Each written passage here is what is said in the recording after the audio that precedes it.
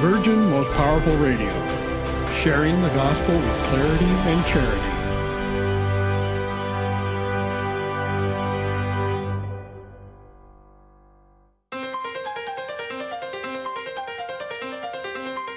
And now, Virgin Most Powerful Radio is pleased to present Hands-On Apologetics with renowned Catholic author and apologist, Gary Michuta.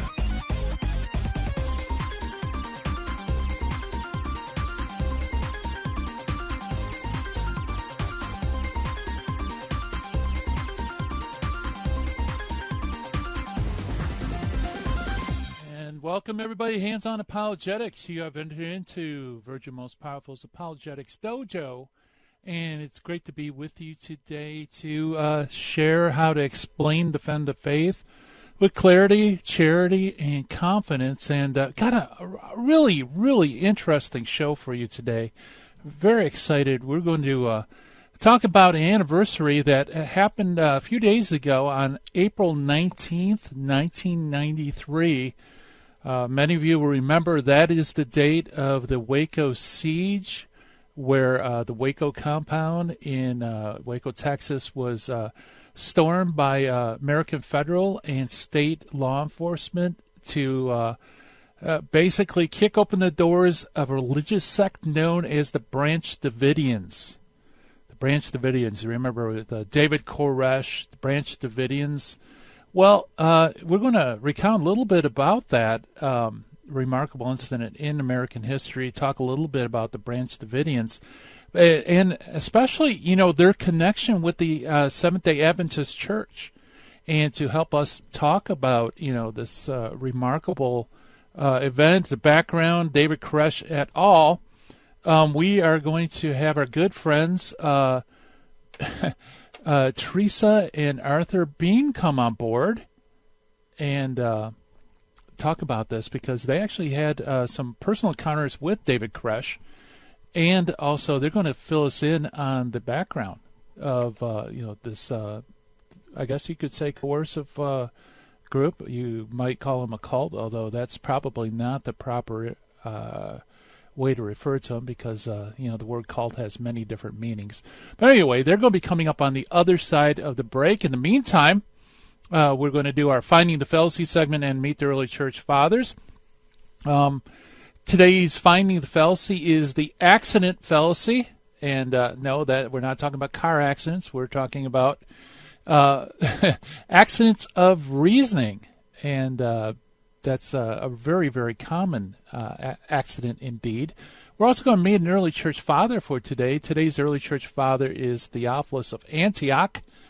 And St. Theophilus, very important early church father, actually the first, earliest known example of a person who uses the term Trinity. But before we jump into these segments, folks, why don't I give my shout-outs to all of you watching on Facebook and YouTube on live stream. Hello, everybody.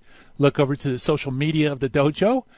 Great to have you on board. And I also want to welcome all of you listening on radio around the country and, of course, through podcast around the world. Great to have you with us. And, as we do this thing called Hands-On Apologetics, we are doing, we're not only...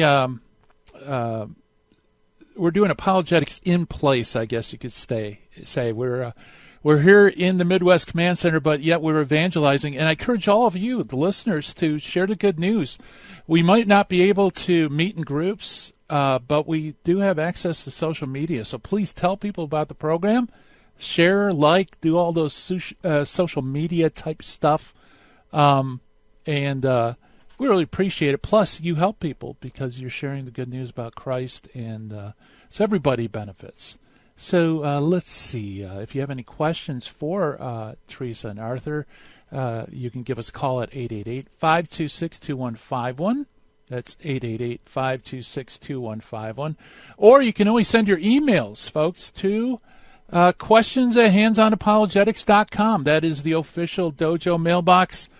And I do answer all of the emails, and I try to do so on a timely basis, though not always. So, yeah, questions@handsonapologetics.com. That's the best way to get a hold of me, the official designated email box. So why don't we jump to our Finding the Fallacy for today. Today's Finding a Fallacy, like I said, is the accident fallacy. It's informal fallacy, which is a deductively valid but unsound argument occurring when statistical syllogism is used when an exception to a rule of thumb is ignored. So in other words, it's ignoring the rule of thumb, the general rule, and focusing on the exceptions. So let me give you a couple of examples of the accident fallacy, because usually when it comes to fallacies, it's a lot easier to learn from examples rather than definitions. So here's an example. I believe one should never deliberately hurt another person, and that is why I can never go to a surgeon. Okay, so that you can see the problem with that kind of reasoning, of course, because sometimes it's okay to hurt another person, like to have surgery, right? It may cause a smaller injury to avoid a greater danger.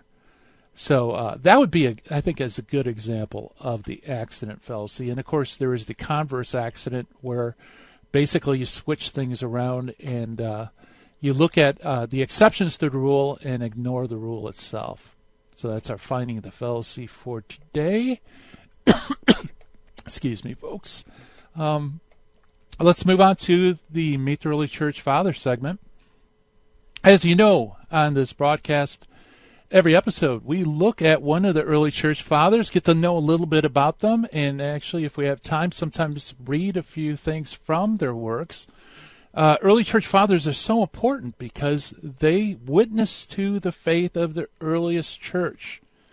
And so in Catholic apologetics especially, early church fathers are important because, like I said, by learning their beliefs, we can tell what the first Christians believed and establish the truths of the faith. So today's early church father, like I said, is St. Theophilus of Antioch, who died around AD 185 or 191.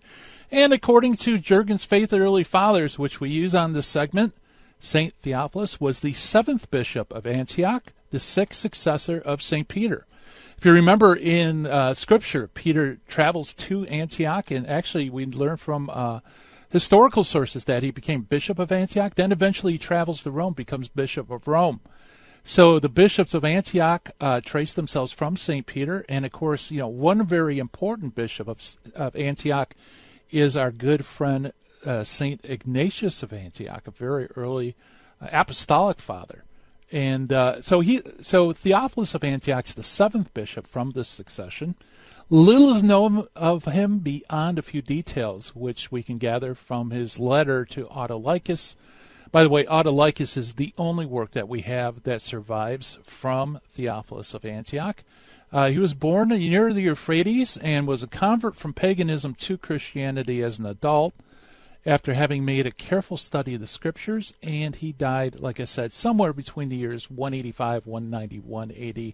Very, very early church father.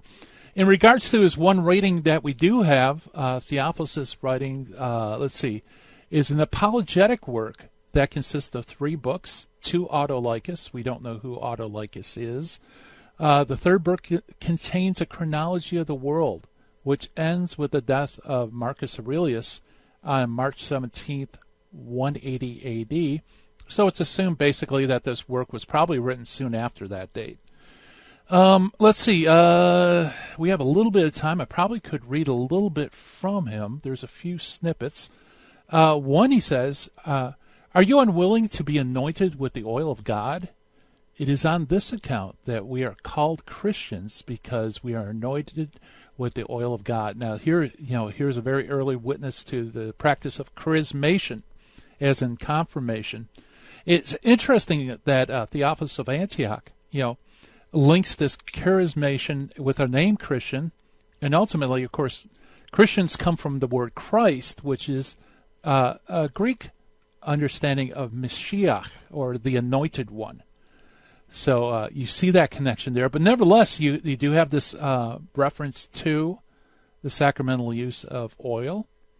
Also, in Book 2, Chapter 15, he says this: the 3 days before the luminaries were created are types of the Trinity, God, His Word, and His wisdom.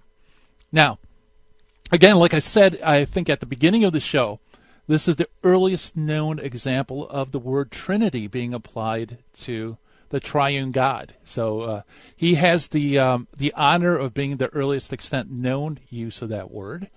And there you have it right there. Also later on, he says this, "Moreover, those things which were created by water were blessed by God, so that they might be a sign that men would at the future time receive repentance and remission of sins through water and the bath of regeneration. All who proceed to the truth and are born again and receive a blessing from God." Here, of course, he's talking about the sacrament of baptism. And what's very interesting here, notice that he links the sacrament of baptism to the remission of sins, right, and regeneration, being born again. And, of course, this harkens back to John 3, where Christ says you must be born of water and spirit. It also harkens back to Titus 3. I think it is Titus 3:5, where he says that we undergo a bath of regeneration and renewal in the Holy Spirit. Why is this important? Well, there are many Christians who are Baptistic, that they believe that the sacrament of baptism is merely a sign or a symbol that you have already been saved through faith, and that baptism really doesn't do anything. It's just an outward proclamation that you have accepted Jesus as your personal Lord and Savior. Well, here we have Theophilus of Antioch, again, writing very, very early, 181 AD, somewhere around there, who very clearly says that, no, that's not true, that this waters that we pass through as Christians actually remit sins, and we're regenerated. And that is our early church father for today, Theophilus of Antioch. Coming up next, we're going to be talking with Arthur and Teresa Beem about the Branch Davidians and the Seventh-day Adventists. So stay tuned, folks. Lots to come on the other side of the break.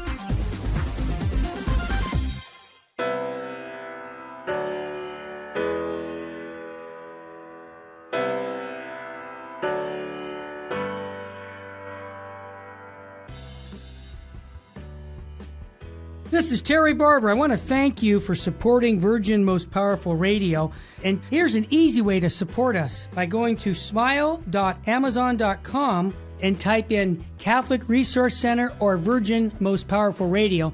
And when you log in your Amazon account and you purchase products, a portion of it will go right back in supporting Virgin Most Powerful Radio. And it doesn't cost you a dime. I want to thank you ahead of time, because that supports us year-round. May God bless you and your family.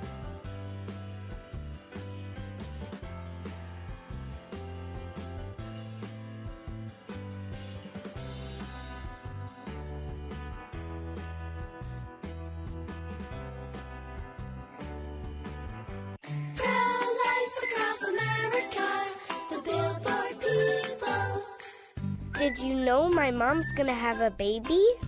She is? Will it be a boy? Or will it be a girl? We don't know yet, but we heard the heartbeat and my dad said this is gonna be someone very special.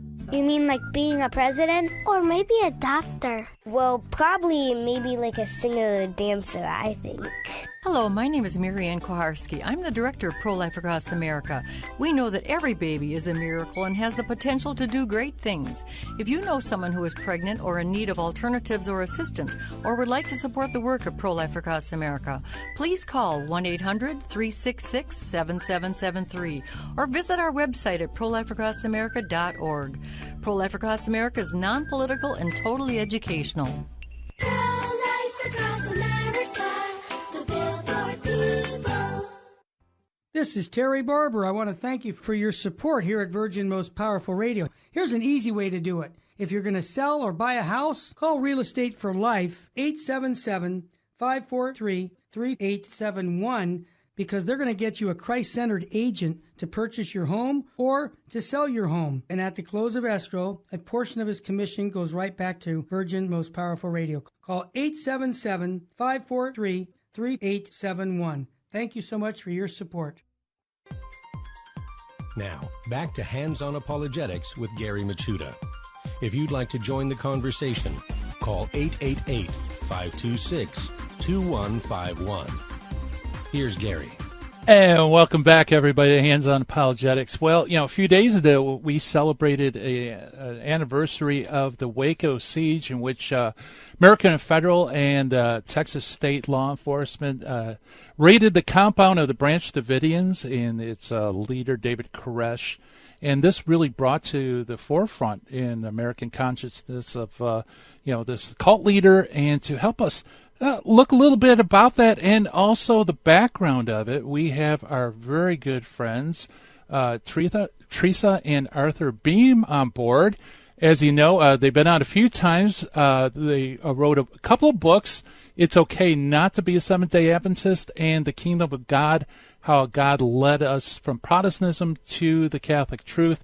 They also run Sunbeam Productions, Beem, which is... that has a series of YouTube videos called What Adventists Should Know About Catholicism. And Arthur and Teresa, welcome back to Hands On Apologetics. Good to see you again, Gary. Nice to see you. So how are you guys holding up during the quarantine? We're doing okay. My wife said, this hasn't changed your life at all. You've been practicing this your whole life. 'Cause I'm a nerd. I'm always in-house studying and stuff. It's rare I go out. So how are you two doing? We're doing great. Fantastic. We look like we're in the dark on your screen, but we really aren't. It's nice and bright here. I don't know why it's not transmitting to you guys, but anyway. Okay. Well, they look good. I can see you fine. Okay. Let's see. Like I said, you two are such a blessing to me, and I know to the listeners on this show too, because every time you're on, it's like a clinic. I always learn so much new information and just gain such a better appreciation of the faith. So, let's talk a little bit about David Koresh and the Branch Davidians. Now, you actually had a run-in with them, right? We both did. Mine was a little bit smaller than Teresa's. Well, run in. We just knew him. Yeah, we knew him. Yeah. Oh, okay. So I guess I can start there. I call him Vernon Howell simply because he chose the name David Koresh as an honorable name, which obviously he was not honorable. So I'm always like, his name's Vernon. But so he, back in his college days and into his early 20s, he was doing construction, and he helped build one of Teresa's father's houses, which I was working on as well. And he loved drawing timelines because he was deeply focused on the seven seals and eschatology and the end time events in the Bible. And he would draw them out in pencil on the sheetrock, and in fact, as far as I know, unless the house is burned down, which I'm pretty sure it hasn't, it's still underneath that paint in the dining room. So it's kind of a weird thought, to think his teachings would be there. Yeah, that's how I knew him. I didn't know him super well, but I knew him. Yeah, she knew him a little bit better. Well, do you think we should kind of give the audience the quick story of what happened so they'll know the background of this? Oh, yeah, sure. We'll go wherever you want. So, I just think just do a quick, Arthur. Oh, sure. Okay, so this is in a nutshell. Obviously, this is a lot more protractedness, but Vernon Howell grew up a Seventh-day Adventist. And through his life, he was raised in basically the same schools we were in. He went to my school. That's right. He believed in Ellen G. White, who was a prophetess for the Seventh-day who was a Adventist self-proclaimed prophetess, wrote some of many, many books, and just self-proclaimed prophetess is the best way to put it. Her great controversy was her big opus, magnum opus about the last days, and that helped form Vernon Howell's way of thinking as a child. Right. One, that she, by herself, could decide. She was constantly saying the Lord was speaking to her, and then would write it down, and that became a prophecy. Right. Okay. So, essentially, he was raised in that whole concept of be fearful. You must be fearful. The end of time's coming, and this is, I'm being perfectly fair here because it's in their teachings. that the Catholics are going to come after you to chop off your heads. That's kill you somehow. Something. Even up until recently, where they got in trouble for having fake guns at a kids' camp and acting out this whole thing. Oh yeah. Oh, it was a huge deal. Summer camp. Summer camp. That's what it was. It was just horrifying. Children were surrounded suddenly, like one day, by the counselors with fake guns that looked very real. Yeah, they took off the orange caps that you usually have on the nose of them, and they had some of the staff were in on it, and so they got down and they pretended they killed them. I mean, some of the kids were so traumatized that it was in the news and everything. So it's all about keeping Saturday. Right. That's what all this is about. That's what's going to be persecuted. So this is what Vernon Howell is steeped in his whole entire life. He ends up going to California. He comes back and he finds the Carmelites in Waco. I don't want to say Carmelites. It's the Branch Davidian. The Branch Davidian of Seventh-day Adventists was their proper name. And through some scuffling, which is controversial what the scuffling was exactly, he became the leader of this Branch Davidian group. Now remember, Seventh-day Adventists are completely non-violent. Yeah, the Desmond Doss, of Hacksaw Ridge. Yeah, they're very proud of that. So this is what he was raised in. Right. And so you hear differing stories about how violent they were. They sold guns, but they had license to sell guns. So that's a whole nother issue. But that's what you're looking at. You're looking at a Seventh-day Adventist that grew up under the tenets of Adventism and just basically kept on going up here with the whole concept of, well, then I can have my own prophecies too. Yeah. And you have David Koresh. Right. And so my personal knowledge of him was that he went to my same Seventh-day Adventist elementary school, and he was several grades older than me, but for some reason, when the Branch Davidian compound during that 51-day siege in Waco, my brother was very involved with the media. He was a reporter, and so the reporters went to him. Well, I don't know if he said it or somebody said that I had a crush on him, Vernon Hall, when he was little, which was actually true. I did. He was a cute little kid, but he was, so much older than me. And so I was interviewed by USA Today and by radio stations, and so our family ended up being a part of it because he had. We have some mutual friends that were really good friends with Vernon Howell. He had worked in our home, and just many different things that we ran into each other all the time in Keene, Texas, which is a place where a lot of Adventists go because there's a university there, and so it's kind of a hub of. It's a euphemism to call it an Adventist ghetto, kind of like the Jewish ghetto or the whatever. Yeah. And he would go there on weekends to kind of witness for the Branch Davidians of the Adventists to try to get people in on the cult. I'm sorry, that's right. We're not supposed to do cult. The group, the sect. Right. I was listening. Wow. Yeah. Boy, so you knew them pretty intimately then. I didn't realize that you ran in the same circles and you knew each other for so long, especially Teresa. On and off. We definitely had a lot of friends in common. I grew up knowing the Hartrights. Randy Hartright was a really good friend. And it was really interesting because I ended up working for a company with C.C. Reisenhuber was my boss, and his son was one of the ATF officers that day that he was a hit with fire, but he wasn't one of the ATF officers that was killed. Right. So we've had lots of in and out, times that we knew him. And there is I don't know if you know this, but there is a series that they did, and I get it on Amazon Prime. This about Waco. It's called Waco, isn't it? Isn't it just Waco? Waco Something, I don't know. Yeah. But anyway, they present him in a little bit better light than he really was.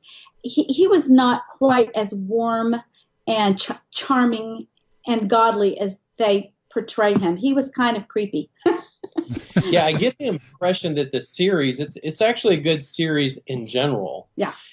You could get the impression that they were sympathetic towards him, and I don't believe that's what they were doing. I think they were saying they're sympathetic towards patriotism, and they were really upset of the situation. Not that he wasn't evil in what he was doing, but they had a right to do it in America. Exactly, but also the way they addressed it was to siege. I mean, come on, tanks. The guy went for a run every day. They could have just said, "Hey, get in the car." It would have been as simple as that. But they waited, and it was just very odd. The whole thing was very, very odd. Yeah. I mean, and maybe we should say that in 1993, the ATF went in there with 700 federal agents, and there ended up being this very violent altercation because they were just issuing a search warrant for their house, but they came in with all these. And I mean, a lot of kids today don't even know the story because it was 27 years ago, and so a lot of people don't even know the story. But it's worth spending some time looking at because it really does tell what the government, when you act a little odd and you do some weird things. Like David he called himself David after King David because King David had many wives. And so that kind of excused him going and getting a bunch of young girls. Now, but interestingly enough, in Texas, if you have your parents' permission, you can get married at 14. And so he did. I don't know if that's still the law back then. It was at least the law. It was. And so it wasn't legal. I mean, it was legal in the fact that they got their parents' permission, but it was illegal because there were several of them. Yeah. So that. Not to mention, he did the ceremonies himself. Yeah. He didn't Yeah. Yeah. Yeah. And the series is called Waco. If you happen to be interested in it. Yeah. It's. Let me put it this way. As far as patriotism in the United States goes, it's almost as important as 1776. And it's being swept under the rug. So it's just as far as American citizens go, it's important to know that. Were you aware of during those 51 days that there was a standoff between them? Were you paying attention at that time? Yeah, I was. That was. I was watching it, but my main focus was more from cult leader mind control type thing. Not so much theology. So I've learned a lot of that afterwards. But I hear the music coming up, so we're coming up to a break. We're chatting with Arthur and Teresa Beem of Some Beem Productions. We're talking about David Koresh and Waco Seeds. Stay tuned. More to come on the other side of the break.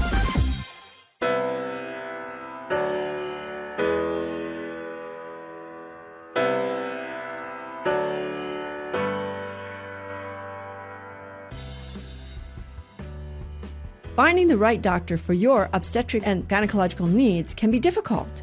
Do you want a doctor with impeccable references and ethical practices? One who is trustworthy and well-researched? Dr. Aceta is that doctor. As a faithful Catholic in the Kern County community, Dr. Aceta provides expert care guided by his Catholic teachings, focusing on the patient's needs according to his own specialty. Call Dr. Aceta for all your obstetrics and gynecological needs at 661-595-5617. Again, 661-595-5617 for quality care without compromise.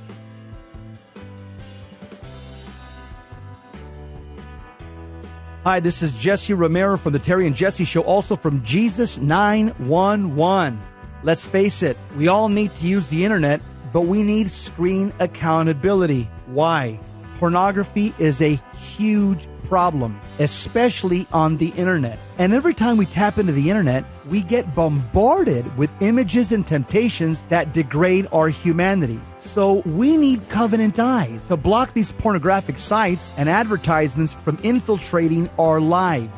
Covenant Eyes helps us take custody of our eyes and custody of our intellect. So I recommend you go to covenanteyes.com and type in the promo code VMPR to support the network.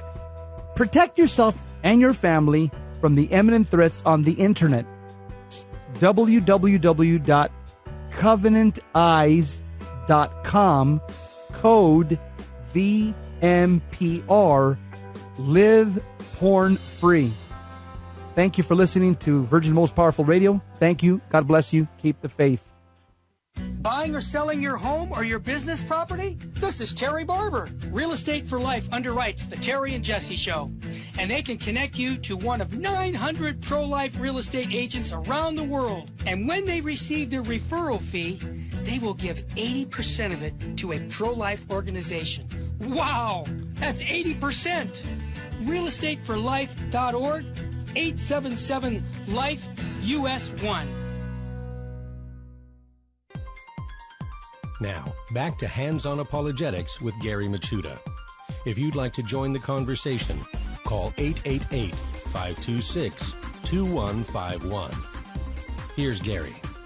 And welcome back, everybody. Hands-On Apologetics. And back on April 19th, 1993, we had the American federal troops and state troops stormed the Waco compound of the Branch Davidians. And with us today is Teresa and Arthur Beem.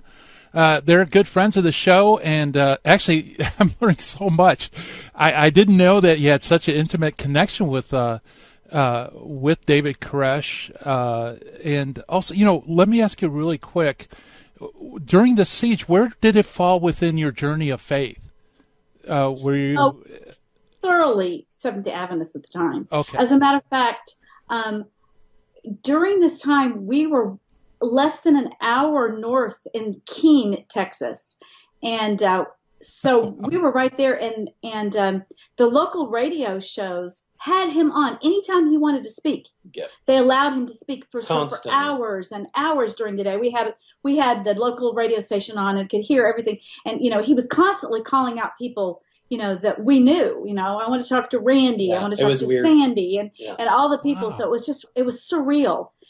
And it felt, let me tell you, they didn't stop. It was constant around Fort Worth and Dallas. So you felt like you were part of it. Not an hour away or 45 minutes away. You were like standing on the road looking in at the compound. Right. It was weird. Yeah. Especially the Adventist culture. They kept on trying to separate themselves from him completely. I mean, they threw him under the bus completely. Yeah. Well, and what was interesting is that during this time, I was called by radio stations asking my opinion. And at that time, I was so Seventh-day Adventist. I actually thought, the Lord is allowing this to happen so that the world will be focused on this. And the Seventh-day Adventists, because they're somehow associated with him and his sect, I got a chance to witness about the Sabbath day to all these people, because we could set the record straight. He really wasn't a true Seventh-day Adventist. Pay no attention to the fact that he grew up Adventist. I remember it was a rock station out of Las Vegas that called and was interviewing me. And I just the whole time I spent, do you not understand the Ten Commandments and the Sabbath? We want nothing to do with him, but I'm going to take this opportunity to introduce you guys to the Sabbath, which is Friday night to Saturday night. So, that's where our mindset was as Adventists. Yeah, it was. Yeah, I have to say, from an outsider point of view, I never connected him with Seventh-day Adventism, because the last people I'd expect to be toting guns and doing that type of stuff would be Adventists, like you said, because you're pacifist. That is where his sect differed than the Adventist church, because Adventist church, we were super, or at least we were, the Adventism we grew up in was very, very pacifist, or what do you call it? They were conscientious objecttors to a fault. Yeah. And like I said, Desmond Doss, the hero of Mel Gibson's movie Hacksaw Ridge. Yeah. That's who their saint is, because he was, he wouldn't kill anybody. So for him, for David Koresh to be okay with killing, that was one of the main reasons the Adventist leaders distanced themselves from him, because Seventh-day Adventists are expecting the exact same thing to happen to them as a church. one day the Catholics are going to get everybody upset at Adventists. They're going to bring in the tanks with the federal government. The tanks and the Sunday law. Yeah, and machine guns, and they're going to go take us out. But Adventists are taught we are not to respond. We are just to be mowed down, praying. Yeah. So your appreciation of his position, was this something he was trying to provoke? Was this like something he was looking forward to, or? And your phraseology, we don't have a position that we aren't one bit sympathetic towards him. Yeah. I'm sympathetic towards as an American, the whole entire states' rights versus personal rights right there. Sure. Yeah. Not him as a self-proclaimed prophet in church. And actually, he called himself the Messiah. So, I mean, we're talking whack job. Yeah, right. Right. We don't have any sympathy towards him as far as that is concerned. It is, I think people need to be very, very aware of what happened there on the political side of it is very dangerous for the United States. The FBI came in on the last day, the day of the final siege on the 51st day, and they punched holes into the walls, and the more it is investigated, the more it looks like it was actually the gas that they inserted that started the fire. So while we're not sympathetic towards David Koresh, Vernon Howell, there were 25 children in there. And 75 adults, died. Mm-hmm. Well, the adults chose, but those children were burned alive in one of the most horrific things you can imagine. They kept thinking that the people were going to come out, that they were going to, but little things like they don't make gas masks for children, and so they knew this beforehand before they pumped the gas in there. They did it anyway. Right. Wow. Yeah. They could have. Yeah. There's so many different levels to this, just in terms of, I'll use the word cult, because I guess if there is a one in the bad sense of the word, that's it. But like you said, there's also issues about, personal sovereignty, state sovereignty, misuse of power of government, and how the government viewed, this unusual group. There's just so many different layers that's involved in here. What is so tragic is none of this had to happen, because what the FBI did not consult Seventh-day Adventists. They did not, because many Seventh-day Adventists during this siege offered, please listen, you are absolutely feeding into their prophetical beliefs. They believe they're going to be killed by the government. So you're doing everything you can possibly do that's wrong in this situation. You want to save those children. Listen to some Seventh-day Adventists who know what's going on, but they wouldn't allow that. They showed force. It couldn't be more. It couldn't have ingrained them or entrenched them more, because that's what Vernon Howell had been telling them this whole time, is that they were going to come after them. That's why they were stockpiling weapons. Is because they to defend themselves, right? Right, and so the fact that they wouldn't consult people who knew what was going on was very odd to those of us listening. Mm-hmm. We were yelling at our radio, "Please don't do anything more. Listen to us. We know what we're talking about. Don't." You really couldn't do more wrong than was done there. Yeah. They every possible thing you could do wrong, they did there. Well, they did not believe. The ATF and FBI did not believe that the branch Davidian Seventh-day Adventists would allow their children to die for their faith. We could have told them, when we went to a lot of kids go off in Seventh-day Adventists to boarding academies, and my husband went to school with this kid. We were taught to prepare for this last day. A scenario, and there was a kid in your class. What did he do? Do you remember? Yeah, you know those, we call them sandburrs or stickers that are in the grass down in South. They're very sharp, and he would roll in them to toughen his skin up for the last days. He would carry around buckets of sand at arm length on both sides to strengthen himself for the last days. And this was Seventh-day Adventists. Yeah. This is not, because what Adventists don't want to admit is that this, what happened at the Branch Davidian compound, is exactly what Ellen G. White portrayed and predicted in The Right Controversy. Right. They just did it in a smaller scale, and they fought back. Where every single Seventh-day Adventist is preparing for this exact same scenario in the last days, Yeah, I can tell you, I can promise you right now, the podiums in their churches are on fire with this whole Corona thing. Mm-hmm. That they're all, it's part of the last days. It's got to be, and it's just part of their last day scenario. They're steeped in eschatology. Right. That's what they do. Eschatology in the seventh day. That's their thing. And he did it too, but he did it on his own. Yeah. Kind of like Ellen White did. Ellen White did the exact same thing back in the early 1800s. She did it on her own. Yeah. And I can't say I don't blame him. I can say I can understand his I don't know if you could say philosophy or not, but I mean, he was trained for it. He was raised for it. I don't know if he was into drugs. I don't know if he was possessed. Could be all of the above. I don't know. Right. Yeah, but you can see the trajectory of thought, though. Just he just went several steps further than what a Seventh-day Adventist would do. Right. Yeah.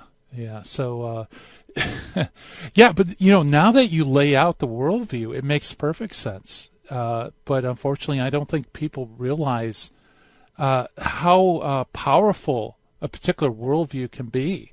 That's right. Right. Yeah, like Jehovah's Witnesses, Seventh-day Adventists. This focus on the end times, and everything else is secondary. That's right. Just focusing for that moment. It makes you special. It makes you special because you have these scenarios in which you're the spotlight of the whole world. Yeah. So I imagine this whole event was a hot potato for the Seventh-day Adventists because in some ways they appreciate what happened, and other, they certainly would distance themselves or disagree with it. Did they talk about it at all? It took him a while to respond, but I forget who made the announcement. Well, it was the Texas, the president of the Texas Conference of Seventh-day Adventists. I think it was Cyril Miller. It could have been. I mean, they got out because, of course, there was lots of media attention on Seventh-day Adventists, and they kind of swarmed the conference office there, and they would come out and like, we don't know him. No, they did not want anything. Yeah, he is not a Seventh-day Adventist. Yes, they were way more interested in protecting the church, which, that's kind of. You can understand. Oh, yeah, sure. Absolutely. We're chatting with Arthur and Teresa Beem. You're listening to Hands on Apologetics about the Waco siege. Stay tuned, folks. More to come after the break.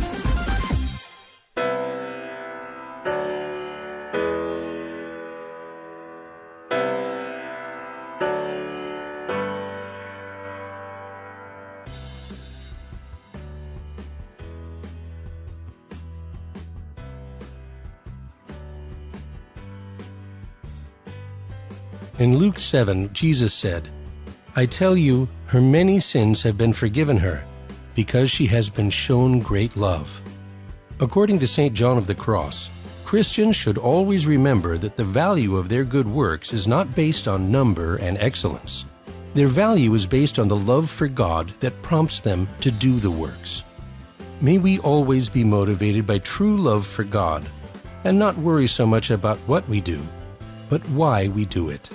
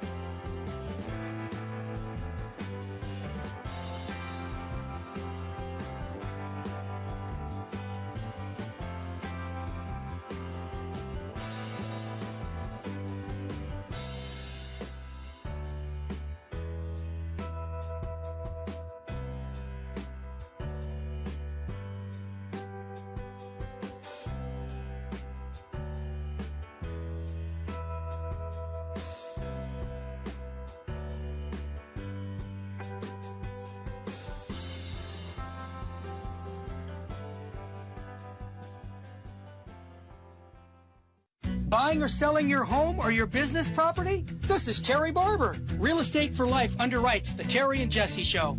And they can connect you to one of 900 pro-life real estate agents around the world. And when they receive their referral fee, they will give 80% of it to a pro-life organization. Wow! That's 80%! realestateforlife.org, 877-LIFE-US1. This is Jesse Romero. You're listening to Hands-On Apologetics with Gary Machuda on Virgin Most Powerful Radio.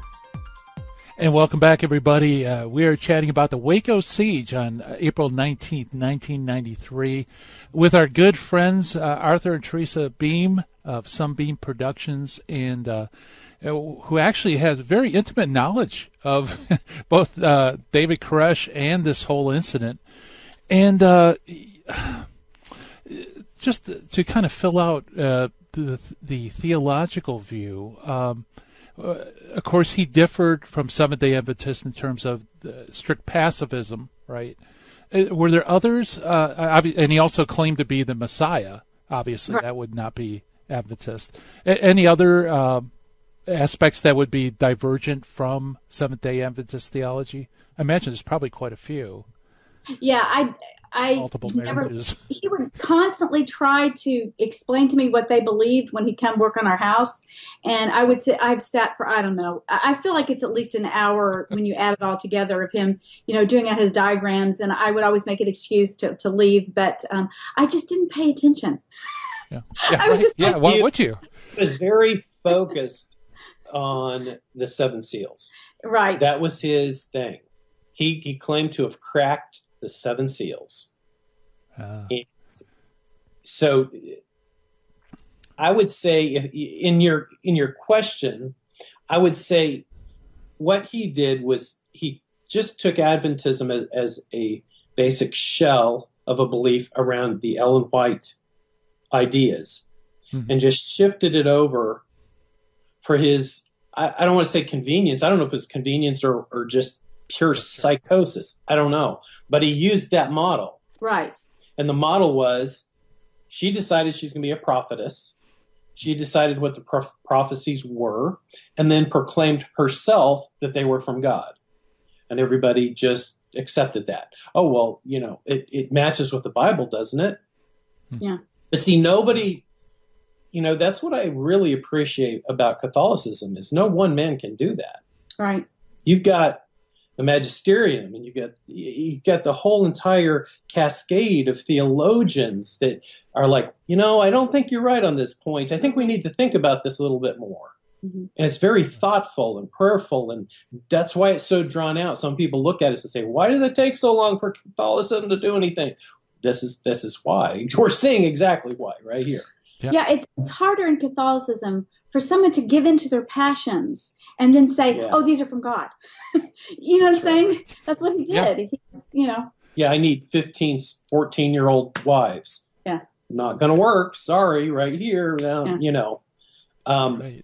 Any specific thing I can't think of outside of what you just said about, I'm the Messiah. David or Vernon Howell was the Messiah. But he used that model is the interesting thing. He ended up using their model for his own use.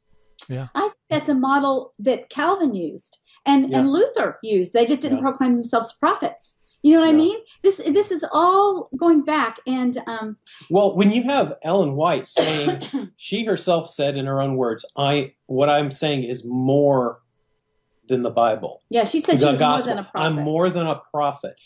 So she's saying she's greater than John.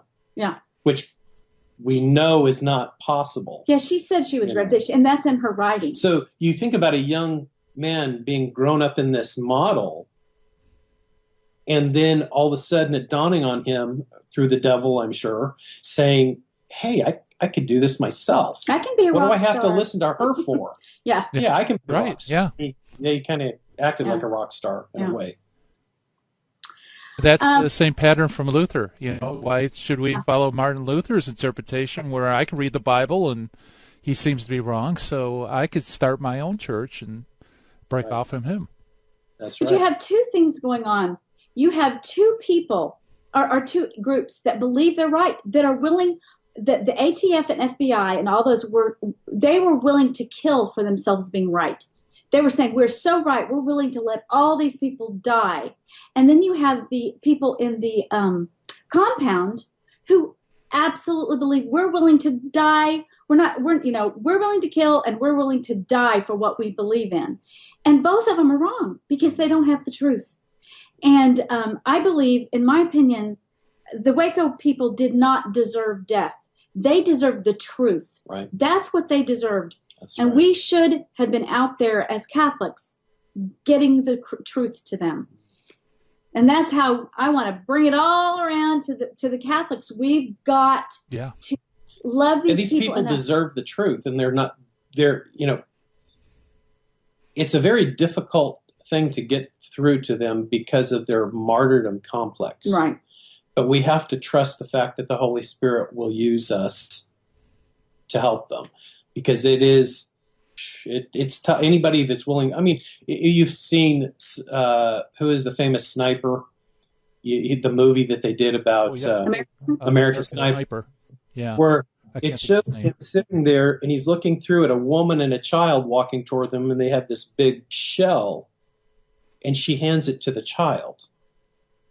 Why? Because as an American, most Americans have a heart for children. Like, oh, I can't shoot this child, Yeah. But they see it as a divine act. You'll go to heaven immediately. Here, go kill those people with the shell. And it's so hard to see. And so we just, as Catholics, I think we just have to really reach out any way we can to help. That's why we do what we do, is because we had nobody. Are very sincere. Very. There is, and I think there are so many people out there. They were willing to die for what they believed, and they really, really were looking. A lot of these people were desperately wanting truth. And they were willing, look at what they were willing to do. They were willing to separate. These people came from all over the world. There were some PhDs in this compound at the time. Lawyer, PhD. These were not stupid people. They went there looking for truth, and we have it. Yeah. We've got it. And I think my son-in-law just mentioned this. Make sure that you say this, that, this ecumenical movement, and I'm not as aware of this ecumenical movement as maybe he is, but he says that we've got to understand all is not okay. All beliefs are not okay. We have to give them the truth because falsehood can kill, not just physically, but spiritually. I think that there are Wacos going on spiritually all over the world right now. There are people that are being absolutely destroyed in the same way spiritually, and we just can't see it like we saw it in Waco. And people are dying for the truth. Arthur and I are one of them. I mean, we were in the Seventh-day Adventist group, and we were searching and searching and searching.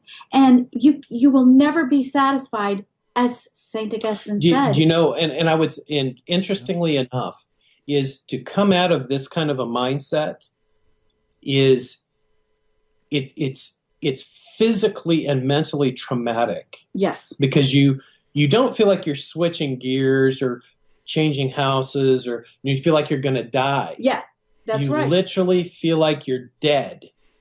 And to some of our family members for a while, they treated us as such because they were scared for themselves.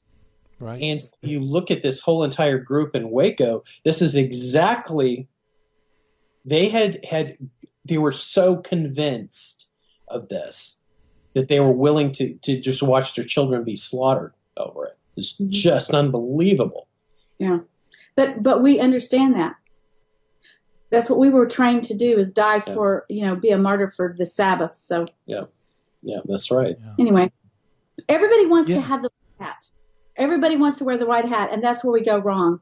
You got to understand, everybody's in the black hat. You go to the cross. You go to the cross, and Christ set up a church so that we don't have to go through this. So we don't have to wander in the wilderness all our lives trying to seek what truth is, studying our Bibles. I have read my Bible 40 times. I read it 40 times before I became Catholic. And let me tell you what, the minute I started understanding Catholic doctrine, everything fell. I mean, I knew it. I just didn't understand it. I thought I understood it. But the Catholic Church was set up in Scripture. In Scripture, the Catholic Church is there. And when you understand that, it's hard to even describe how you go from living in a little black box to feel like you have the entire universe. You can see now. Yeah. So. Yeah. Yeah. Well, we only have a few more minutes left in the program, and I want to talk about all your work on YouTube and, your writing and so on. Tell us a little bit about your series to Adventist and other things you're doing. Well, there's so much misunderstanding. You can even have facts that are true, but if you see them in a different light, you're like, wait, I misunderstood those facts. And so what we want to be able to do is to bring in a non-confrontational way the facts of Catholicism in the way Catholics understand them. You know what I'm saying? And it's not, because that can be so misunderstood, even words themselves. And so we've been doing a series of videos called, you said it, Teaching Catholicism to Adventists. And it's on YouTube, and it's our series. You just put in Arthur and Teresa Beem, and we've got a place there where we upload videos occasionally, Yeah. You do such a tremendous job, because I feel like, I'm sitting around the coffee table with you, and you're very true, very unconfrontational, just, having a chat about theology. There you go. And, yes. And, I imagine a lot of Seventh-day Adventists would be willing to look at a video in their privacy of their own home rather than, have their other church members see them talk to the Catholics or reading Catholic books or something like that. We're praying, so they tend to be kind of like prairie dogs. They're always looking for somebody coming after them about the Sabbath. Yeah. And so you can't, you have to talk differently. It's different language. It's, very well. Yeah. You have to change your whole vocabulary, how you talk, simply because they have these landmines of words. And if you hit one of them, you're shut off. That's mentally anyway, Yeah, absolutely. And you two are doing such a fantastic job. And as always, I learned a ton during this broadcast. So, thank you so much for the book. This is a series that she wrote. It's Mission Vatican. This is the first one. It's on Amazon.com, either under Teresa Beem or Mission Vatican. But it's a series of 3, and it's a mixture, you could say, of Father Brown and Sherlock Holmes. But it's historical fiction, and is very exciting for the Corona weekend. Awesome. Well, thank you so much both for coming on the show. We really appreciate it. All right. That's Arthur and Teresa Beem. Check it out, folks. I'll give them another plug tomorrow. But it's time for me to shut down the Midwest Command Center and turn over to the Terry and Jesse Show coming up next. High Impact Apostolic Company. Thank you so much for listening. And God willing, we'll talk again tomorrow. Bye-bye, everybody. In the 1990s, I lived and worked in Hollywood. But when my wife Betty's mom took ill, we relocated to Orange County. And it was during this time in our lives that I converted to Catholicism. Once my eyes were opened to the truth, I couldn't learn enough about the faith. But I had less free time than ever, especially with a long commute. That's when I discovered the real value of Catholic audio. Listening to cassette tapes transformed my daily commute into a miniature retreat. And that's the beauty of Virgin Most Powerful Radio today. Since the podcasts are archived, you can listen anytime on our smartphone app. I know how listening to Catholic audio can bring you closer to Christ and His Church. So I encourage you to visit the App Store or go to vmpr.org and download the app today. It just might change your life. I'm Matthew Arnold for Virgin Most Powerful Radio.